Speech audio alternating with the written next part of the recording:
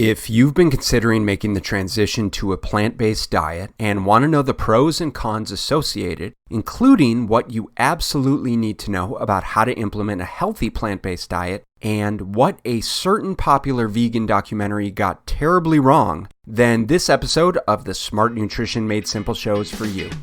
Welcome to the Smart Nutrition Made Simple show, where each week you will hear the real-world experiences, life lessons, and guided principles that every highly driven man needs to master their health, productivity, and relationships by sharing conversations with the world's most successful people in fitness, nutrition, supplementation, and mindset. Meet your host, Benjamin Brown. He is a fitness and nutrition expert, consultant to Fortune 500 companies and World Championship sports teams, a husband and father of 3, and has been helping men transform their physiques, optimize their energy, and own their fatherly mission since 2005. Thank you for joining us today, and without further ado, let's jump right in. Of increasing popularity is the adoption of a vegetarian or quote-unquote plant-based diet due to health concerns as well as those wishing to take a higher level of responsibility for the environment as well as the treatment of animals.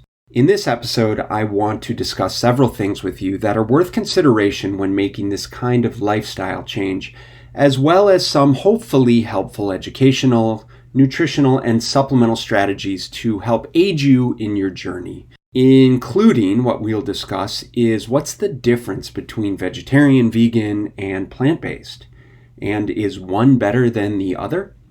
What merit does the Game Changers movie have with respect to the benefits of being vegan? And what did they get terribly wrong? And I will tell you that there were multiple things. Who benefits from a movie like this? That's definitely an underlying question that I think we need to ask ourselves when these types of documentaries are released.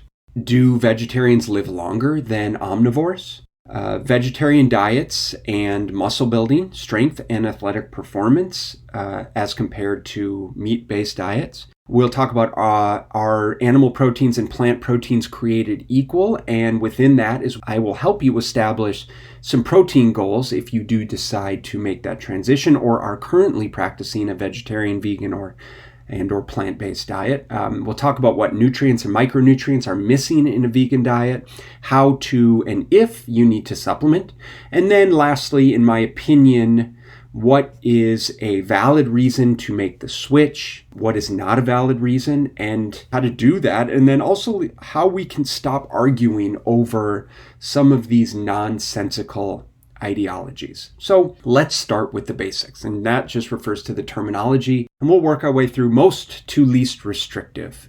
So veganism. What is veganism? Veganism is the strictest vegetarian diet. It excludes all animal products from the diet, including milk, eggs, in some cases honey, and some vegans even avoid using animal products made from leather or wool and avoid plants that are not organically grown, in addition to, for example, cosmetic or skin products or like body deodorant type products that have been used in animal testing or with some animal products in them. There's lacto-vegetarianism. Lacto means dairy. So this is a variation that includes milk products, so dairy products, but no eggs or meat of any kind, including fish, poultry, or red meat. There's lacto-ovo-vegetarianism. Ovo means egg, which is why egg products, but no meat, is included in this vegetarian variation. There's pesco-vegetarian, or some refer to it as pescatarian.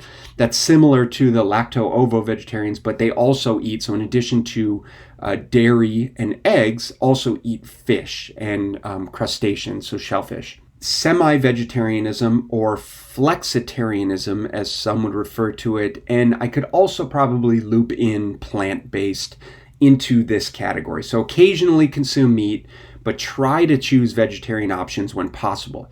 Some flexitarians exclude red meat completely, but still eat chicken and fish, and everyone has various reasons for which meat products they do and don't consume. And then similarly, plant-based is, again, just focusing on foods primarily from plants. This includes not only fruits and vegetables, but also nuts and seeds, oils, whole grains, legumes, beans. It doesn't necessarily mean that you are vegetarian or vegan and never eat meat or dairy, but you are proportionately choosing more of your foods from plant-based sources. So I think that there's certainly some semantics around the terminology. You decide whatever you want to call it, as however it resonates with you. I'm not sure it really matters one way or the other. Probably for vegans, some vegans, I'll be fair, some vegans, it really matters the terminology that you're using, how strict you may or may not be. But in this context of this podcast, you decide what fits best for you. So let's talk about vegetarian diets and health, and the idea that vegetarians live longer than meat eaters. So what's important to understand is that vegans and vegetarians are probably some of the most health conscious people on the planet.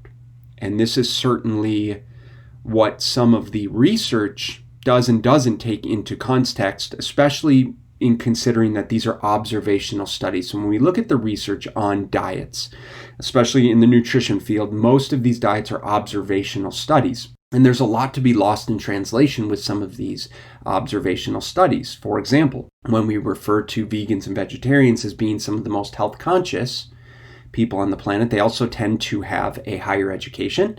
They exercise more, they sleep more, they smoke less, they drink less alcohol. So this also means that when you compare these people to the general US population of non-vegetarians, avoiding meat is but one of a myriad of differences between them.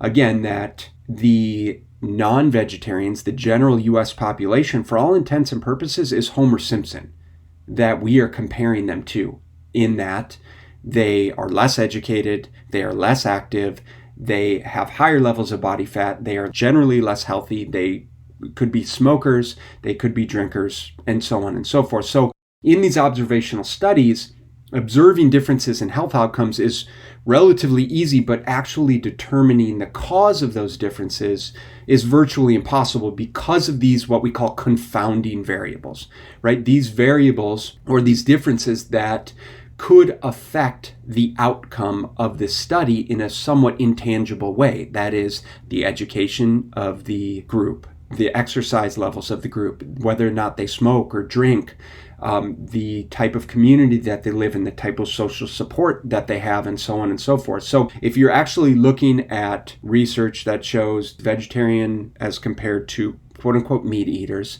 you may find that there's somewhere around a 12% higher longevity, or vegetarians tend to live about 12% longer. And it says nothing about the quality of that life, but vegetarians tend to live about 12% longer than non-vegetarians. However, when looking at the gross data, so in the meta-analysis, so in the studies that take all of the studies on vegetarians and vegans versus non-vegetarians and vegans into consideration, what we see, and when these are adjusted for lifestyle or adjusted for these confounding variables, that it turns out that a vegetarian diet doesn't make us live longer. Okay, so that's an important point. And I don't know how much it really matters. I don't know how many people tend to switch over to vegetarian diet ultimately because of longevity. I think what matters most for people in my mind is short-term health benefits, possibly weight loss, possibly reducing the risk of cancer, and then certainly from an ethical consideration standpoint of the impact of eating meat on the environment, on the well-being of the animal, which I absolutely respect 100%, and we'll talk about that. So that's one major issue, is the problem with these observational studies. Now, another major problem with this type of comparison is the generalizing about what exactly a quote-unquote meat-based diet constitutes, which in reality is comparing vegetarian diets to the standard American diet. Like I said, when we're comparing to the standard, when we're comparing to the general American population, we are comparing to the diet of someone like Homer Simpson. And this is with all due respect, the majority of Americans eat like shit. We don't exercise, we drink too much, we smoke, and we eat crap food. So this obviously creates a massive spectrum between what could be considered a healthy vegetarian or vegan diet. And of course, there's plenty of unhealthy vegetarian and vegan diets. But if we're making this comparison to a healthy vegetarian diet, then on the vast other end of the spectrum is the standard American diet. And there's lots of room in the middle for health to be created. So let's take a look at the top 10 sources of calories in the US. And you tell me if you think it's meat that's the problem.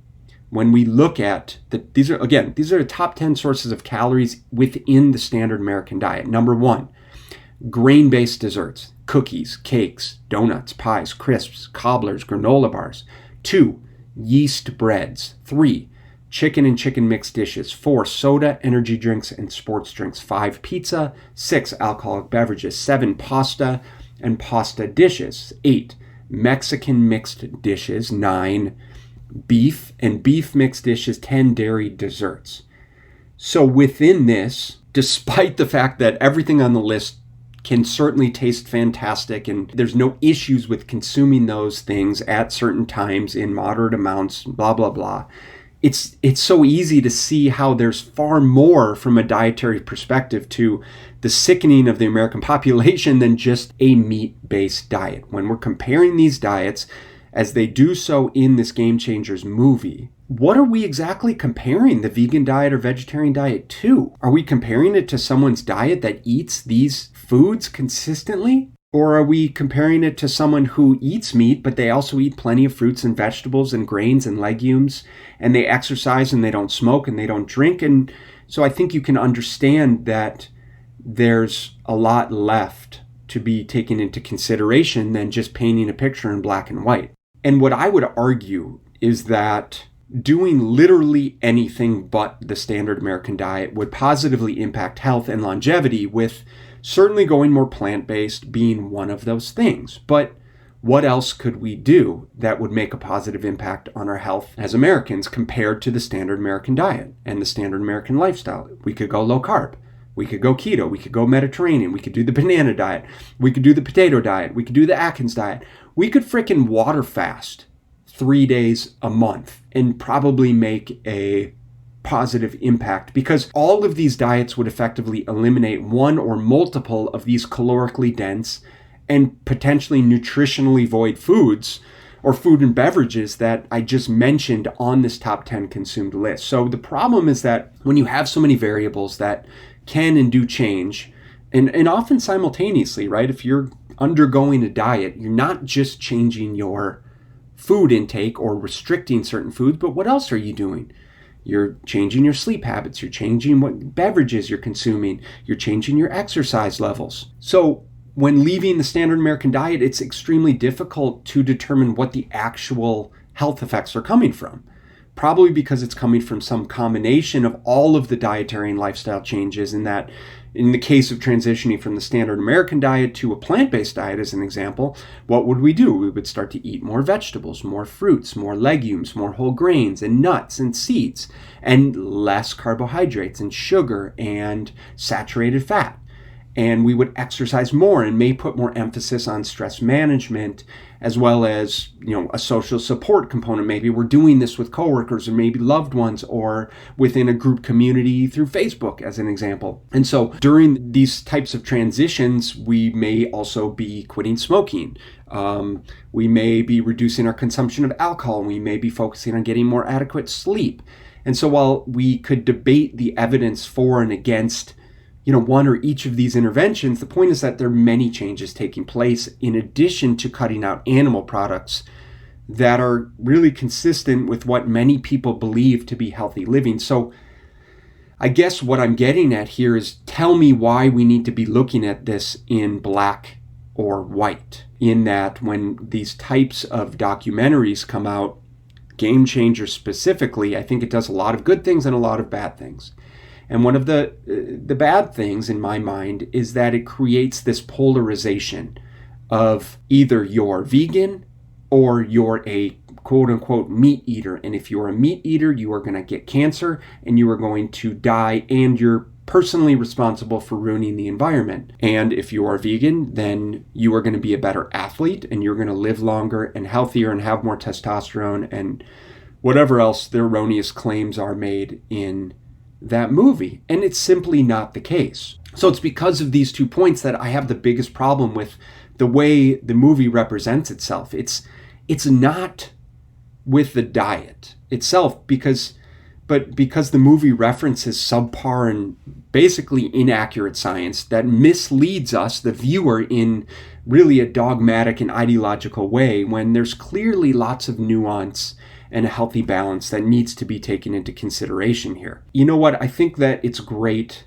that movies like this are helping motivate people to want to live healthier lifestyles. But I'm vehemently opposed to using these biased viewpoints and basically politically and financially charged dietary dramas. Think about the way this is fueling Netflix views, feeding this polarization. It's just basically pushing an agenda on us when it's so difficult as it is to know what's right or wrong within the scope of the nutritional landscape, that to make things even more difficult and complex is just silly. So I don't want to go into the claims made in the movie.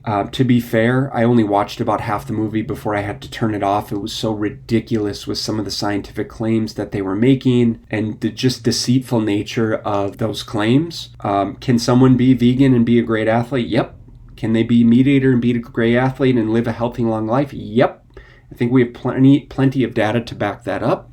So if you're interested in a reference that can help debunk many of the Game Changers health claims, then in the references below, I will provide a link, because I'm just not going to waste my time on the idiotic claims that were made within that movie. Again, I think that it's done some good things, but not in the right way.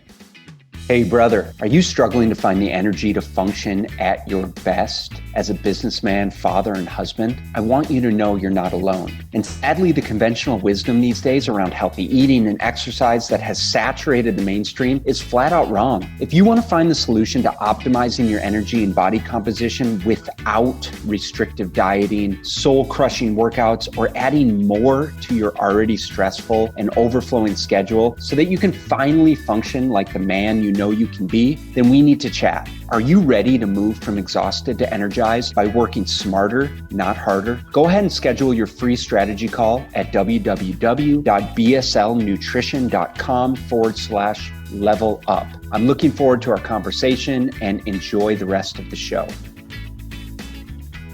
So let's talk briefly about the vegan diets and vegetarian diets and the environmental impact. So I'm actually not going to go too deep into this. It's terribly complex. It's extremely emotionally fueled, and understandably so, and definitely not my area of expertise, nor is it something I'm really interested in examining. As much as I do care about the environment, I do care about animal welfare. I am an omnivore. I do eat meat. I do enjoy eating meat. I do eat plenty of plants too, and I live a very healthy life. So it's just not within my bandwidth right now to dive into that. So here's my opinion of what I can say is that along the spectrum, where are we and how can we make positive change? Does it have to be all or nothing?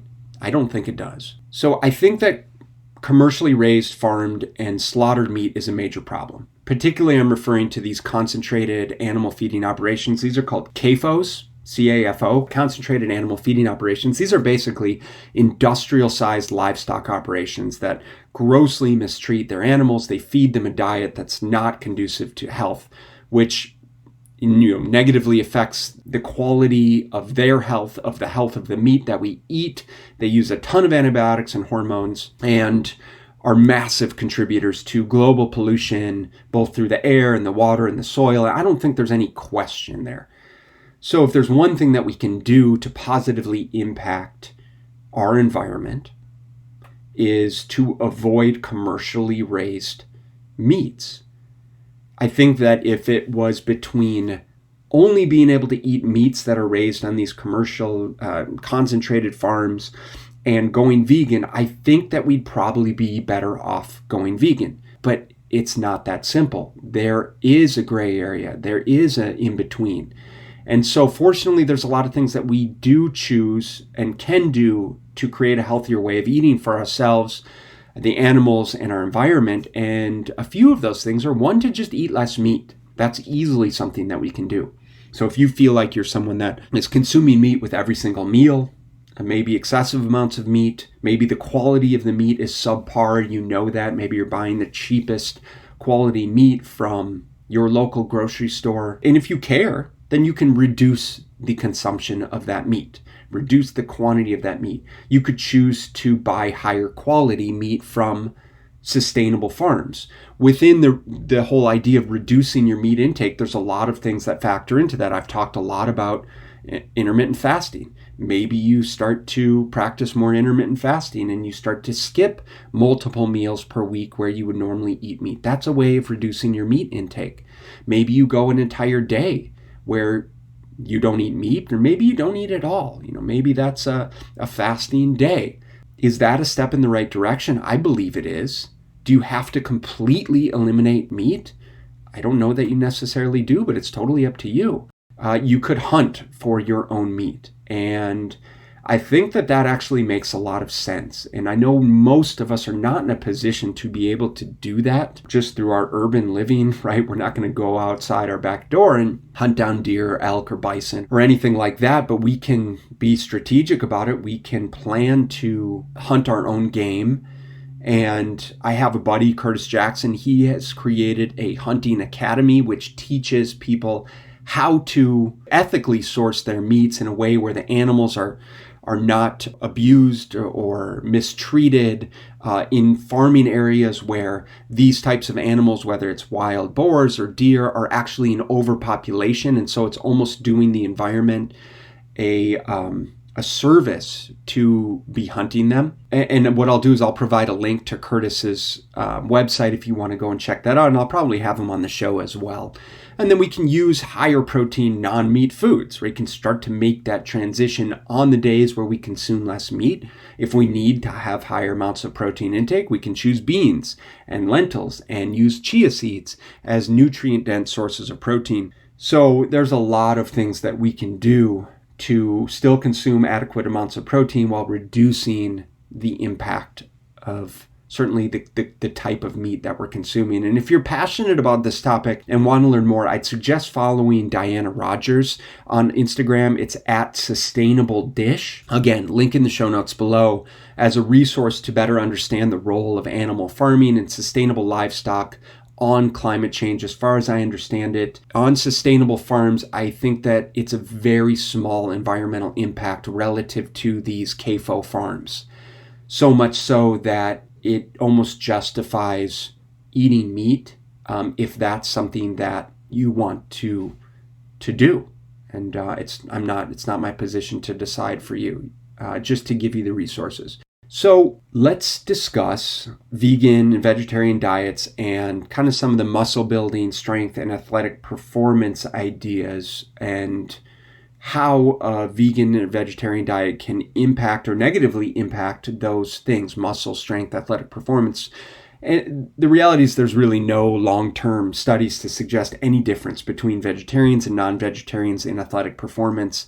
So it makes sense to look into the effects of muscle building and strength and kind of what happens with respect to these types of proteins. Is there a difference in the proteins from plant-based to animal-based? How much do we need, and how do each of those impact our ability to lay down and support ongoing muscle tissue? And this is not up for negotiation. This is well rooted in science. The reality is that plant proteins are simply not as dense of a protein source as animal proteins. Now, that doesn't make it a good thing or a bad thing. Biochemically, that's just the way that it is. So let's discuss what that means briefly and how we can objectively look at plant protein versus animal protein intake. Now, if you're listening to this podcast, you're obviously health-minded. You obviously care about nutrition and improving your nutrition. You probably care about your physique to the degree that you may either now or in the past have tried to or successfully lost certain amount of body fat. You're trying to lose body fat. You're trying to put on muscle mass, whatever it is. The two most important dietary factors for muscle building are, one, getting enough calories, and two, getting enough protein in your diet. It's the same thing if we were talking about weight loss. Of first importance is creating a calorie deficit. Second to that is maintaining adequate levels of protein intake. Now, as you may or may not know, proteins are made up of 20 amino acids. Now, 9 of these amino acids, right, these are the building blocks of proteins, these essential amino acids. There's 9 of these that our body cannot manufacture on their own. We have to get them from our food, be it animals and or plants. And like I said, these are called the essential amino acids. You may be familiar with my product, Complete Essentials. That's an all-in-one powdered workout product that you mix in water that I created, which is all 9 essential amino acids to be used in and around your workouts. The reason I created this product is because of the role of the essential amino acids on the muscle building, maintenance, and recovery process. So what you may be more familiar with is 3 of the essential amino acids called branch chain amino acids. These are leucine, isoleucine, and valine. And these have a particularly high important role in protein metabolism because about 1/3 of the protein in our muscles is made of these branch chain amino acids. So we build muscle through something called muscle protein synthesis. And I'm just going to refer to that as MPS. And I promise I won't be talking too much into this biochemical minutia here. But I just wanted to give you a really brief overview so you understand the difference between animal and plant protein. So within this idea of muscle protein synthesis, particularly when muscle protein synthesis is greater than muscle protein breakdown, that's when we build muscle. Now, when it comes to muscle protein synthesis, the essential amino acids are the most potent factor, particularly the branch chain amino acids. And of even more significance is one of the branch chain amino acids called leucine. So in order to maximize muscle protein synthesis after a meal, it's estimated that you need around 2 to 3 grams of this amino acid leucine, which is known as the leucine threshold. And this, my friends, is the biggest difference between animal and plant-based protein sources, is the amount of these essential amino acids, particularly the leucine, depending on the quantities that we're talking about, in the animals versus the plant proteins. Plant-based proteins contain around 6 to 8% leucine, while animal-based proteins contain around 8 to 11% leucine. So in addition to the leucine, the animal-based proteins are much higher in all of the essential amino acids. Again, in addition to the leucine. So kind of what we see in smaller amounts is that the animal proteins seem to be better for stimulating muscle protein synthesis, again, because they're higher in the leucine intake. But as the levels get higher, and as the amount of protein starts to be equated, there doesn't seem to be much of a difference in the stimulation of the muscle protein synthesis. So for example, if we look at 48 grams of a plant protein and we look at 48 grams of an animal protein, there's not necessarily that big of a difference in the stimulation of the muscle protein synthesis. So you may look at that and say, oh, see, plant protein is just as good as animal protein. But what we don't look at here is how much more difficult it is to get that 48 grams of plant protein relative to animal protein. So the tough part becomes how to get in the necessary dose when we're eating plant-based. Ultimately, vegans need to eat larger amounts of plant proteins to give them the same muscle building signal, right? This muscle protein synthesis signal as animal protein. At the same time, as I said, it's much more difficult to get as high, let alone a higher amount of protein levels from this plant-based diet compared to the average non-vegetarian diet. And the reason for this is because protein from plants is less efficiently absorbed as compared to animal-based protein. Okay, let me repeat that. Protein from plants is less efficiently absorbed as compared to animal-based protein, meaning that less of the plant-based protein you eat actually ends up in your blood.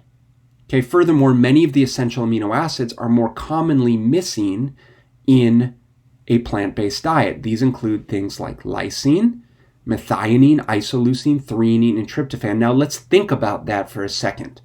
Because if we're thinking about consuming a plant-based diet, then we're eating things like beans and legumes and nuts and seeds. And while those do have the essential amino acids, the sheer volume that we have to consume to equate to a similar amount of animal-based protein, which is a much smaller volume, is very significant. And not only is it significant with respect to the volume that we have to eat, but it's also significant with respect to the way it's digested, utilized, and absorbed into the body. Hey guys, real quickly, I want to talk to you about my nutrition company, BSL Nutrition, and our all-in-one training drink called Complete Essentials.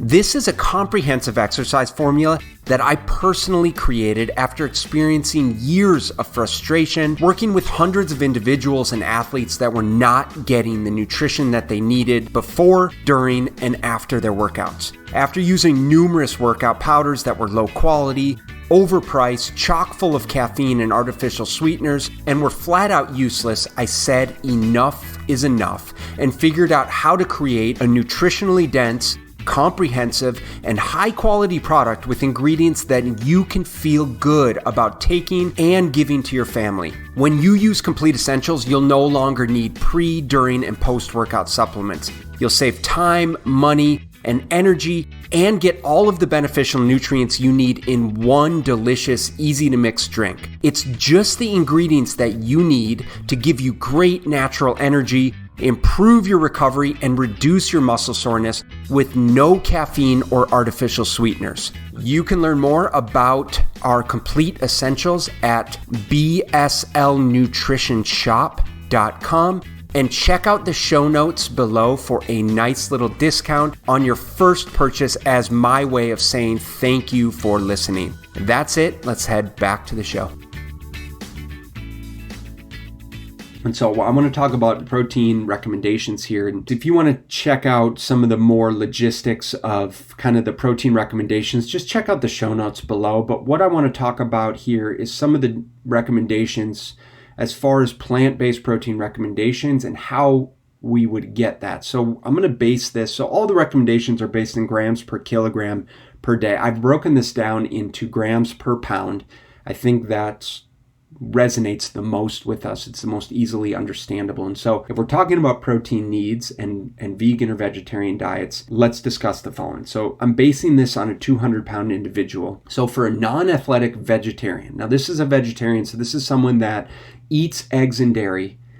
At a very minimum, they need around 90 grams of protein per day. Again, smaller amounts of total protein, but because they eat eggs and dairy, they're getting higher amounts of leucine, which stimulates muscle protein synthesis more effectively than plant-based only protein. So they don't necessarily need as much total protein. For non-athletic vegans, again, this is a vegan, eats no animal products whatsoever, around 126 grams of protein per day, based on a 200-pound individual. Athletic vegans, again, I took this information from an article by Stronger by Science. That is from Eric Helms and Greg Nuckols. I'll provide the reference here. It's a great article on vegan diets in an athletic population if you want to check it out. But what they suggest, based on the research here, is that for athletic vegans who want to gain muscle mass or bulk, they need somewhere around 180 grams of protein per day based on a 200-pound individual.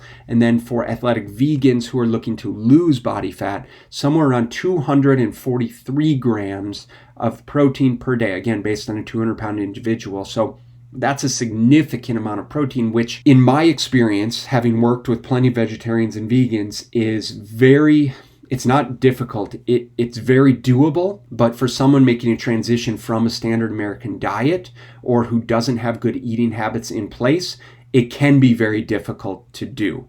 So generally speaking, you'd need to consume approximately 20% more high-quality plant protein, including things like pea and soy, to be on par with animal protein in terms of the amino acid profile quality.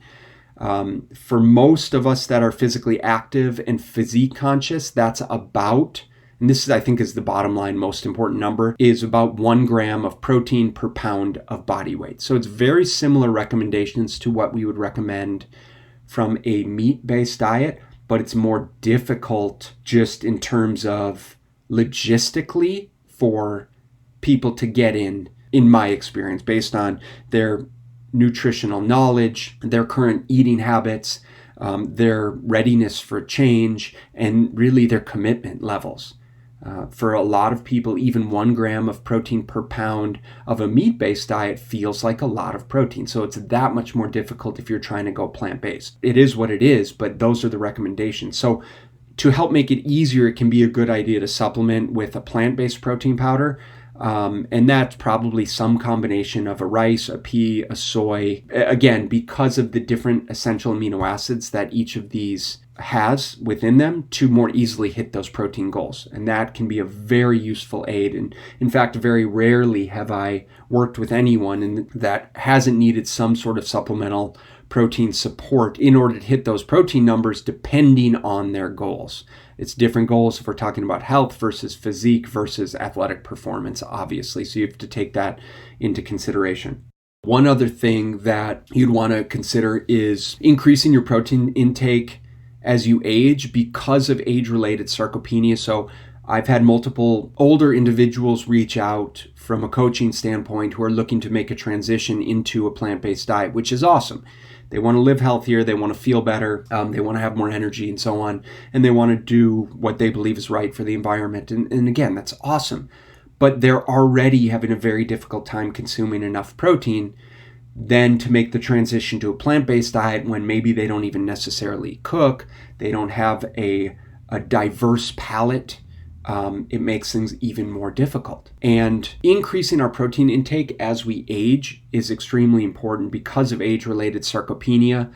And the more you strength train, really the less protein you can get away with consuming because the training itself stimulates muscle protein synthesis. So just a couple considerations there is as you get older, your protein intakes increase significantly depending on how much muscle mass you have and depending on whether or not you strength train. That's a very important thing to understand because for most people as they age, their protein intake goes down, and not only does their protein intake go down, but their muscle mass goes down as well. Those are two huge drivers of early disease states. And so two podcasts that I would suggest listening to that are also referenced below. One is episode number 43 with Karina Inkster. She's a vegan-based strength training coach. And we had a great podcast on all of these things, on protein considerations in a vegan diet. And then secondly is protein intake considerations in general as we age. And that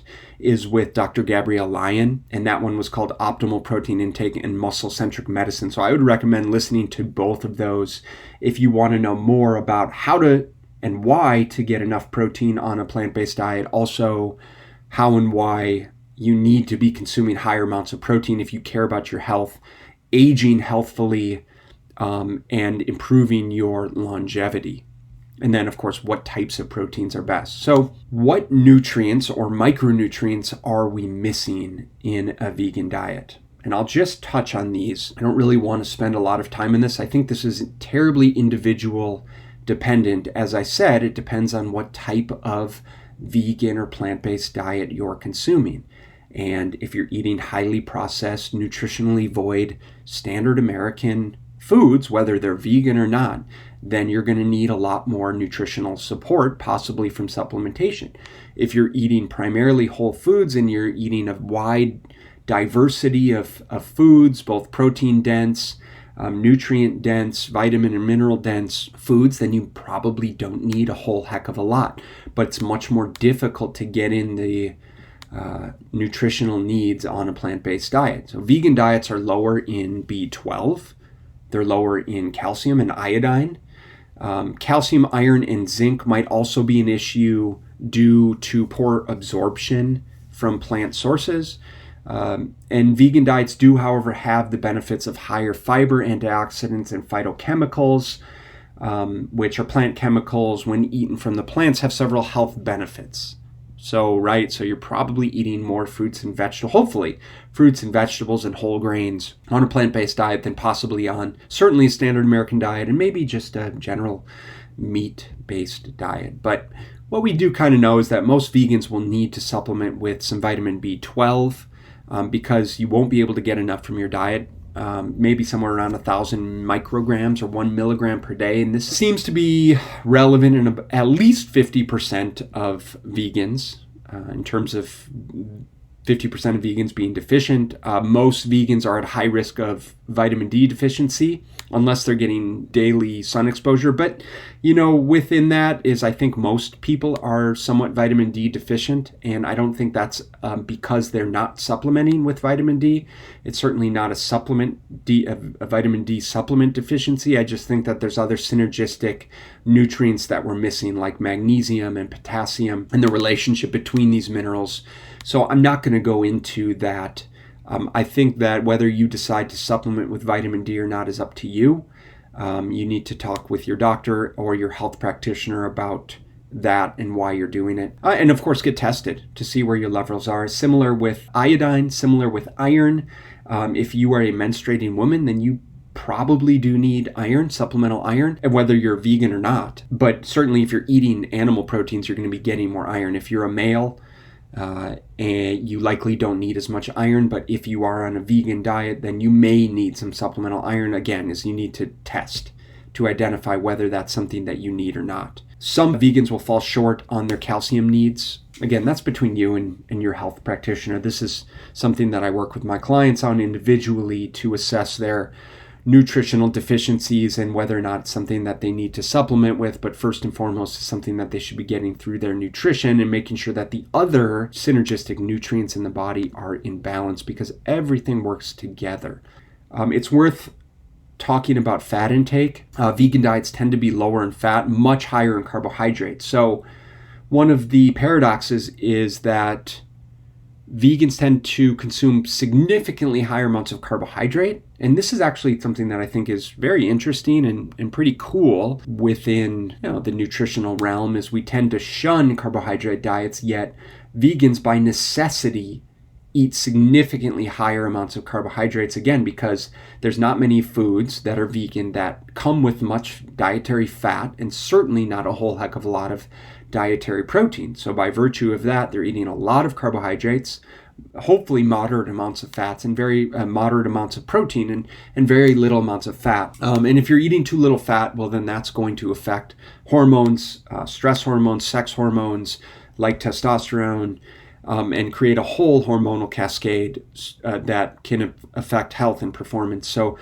you should be shooting, if you are on a vegetarian or vegan diet, I should say, you should be aiming for at least 15 to 25% of your daily calories from fats, and those would come from things like nuts, seeds, oils, and avocado. So that brings us to, should you go vegan? I think that you have to decide for yourself why you want to go vegan. What are you trying to accomplish? How is this going to benefit you and positively impact your life, the life of those around you, the world that we live in, the environment? Is it going to positively impact them? Is it going to make things more difficult for you in the long run? Are you in a position to really make that transition? And do you need to make such a strong change in your life? Most people aren't ready, in my opinion, to make that big of a change in their lifestyle, but it can easily be something that's slowly integrated over time. And you can slowly start to reduce your meat intake, slowly start to increase your plant-based food intake, improve all of your other lifestyle habits, your exercise, your sleep, reduce your alcohol intake. If you're smoking, quit smoking. I mean, there's so many other factors that can positively impact your health that you need to decide, is this really something that is necessary for me to take on? Or am I just feeling overly excited because of the hype of certain documentaries or what my friend is doing? And it's just like any other diet. Where on the nutritional spectrum do you currently stand between the standard American diet and a vegan diet? Again, a healthy vegan diet. There's a vast spectrum between standard American and healthy vegan. And where are you currently, and how do you just kind of incrementally make some steps in what you think is the right direction? Can you make improvements without having to make such a big lifestyle change? Because if it's a massive lifestyle change, then the chance of you being successful with it long term are just very slim. So if you're going to do it, please do it the right way. Consuming more vegetables, fruits, legumes, whole grains, nuts and seeds. Eat less refined carbohydrates, sugar, saturated fat. In my opinion, going vegan does not mean switching from regular Whoppers to the Impossible Burger, vegan mac and cheese, and vegan sloppy joes. That's a lateral shift from one shitty food to, excuse my language, to another shitty food. That's not what it's about. So if you're genuinely interested in improving your health and your impact on the environment, then do it the right way and only commit to enough that you know you can be successful with. Contact me if you need help. As I alluded to earlier in this episode, our Complete Essentials is a great product to support you in your journey. If you're looking for an essential amino acid powder to use in and around your workouts to help support that muscle protein synthesis, so to help support the muscle gains, the muscle recovery, the reduced muscle soreness, as well as significantly contribute to your daily protein intake, then the Complete Essentials might be something that you'd want to consider adding into your lifestyle as a means to possibly also reduce your meat intake. There's a link in the show notes with a 20% discount on your first purchase of the Complete Essentials. And then also, if you're interested in supplementing your nutrition and you feel like that's something that's appropriate for you, as always, please reach out to me if you have any questions or concerns or are interested in working together to help you improve your nutrition and lifestyle. Full disclosure, I am not the coach for you if you are looking to make the transition to a completely vegan lifestyle. I think that there's probably much better coaches out there.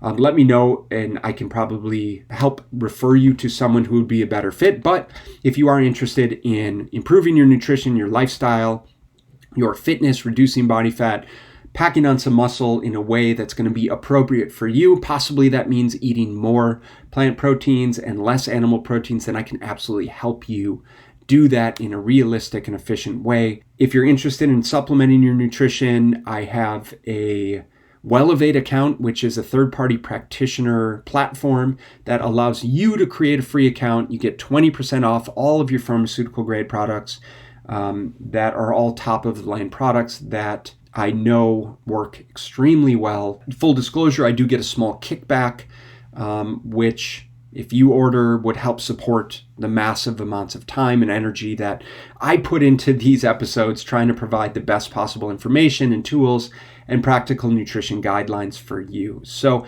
I hope that was helpful for you. I know that it's a very complex and nuanced topic, as with anything in the nutrition realm, but frankly, I'm very disappointed with the state of the nutritional field and think that we can be doing a much better job. And I don't think it's right to be looking at things in black and white, to be nutritional zealots or overly dogmatic about the type of dietary methodology that we're practicing or preaching. I think that there's no one right way, as you know, and I think that there's a lot of positive change that we can make without having to be black or white. So hopefully you gained a little bit of insight within that. I'd love to know what you think. Where do you stand within the nutritional spectrum? Is there anything I can do to help? What would you like to learn more about as we move forward in 2020 here, especially with more solo episodes from me?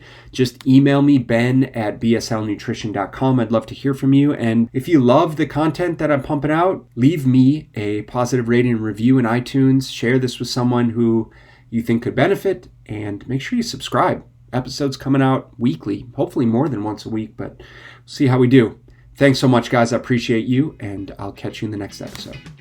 Did you love this episode of the Smart Nutrition Made Simple show?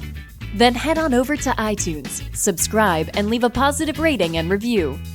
And more importantly, share this with other men that you know are dedicated to leveling up in every area of their life by learning how to live healthier, more energetic, and productive lives so that they can optimize their health for their family and future. Thank you for listening, and if you want to find out more about how you can work directly with Ben, then just head on over to www.bslnutrition.com/level up.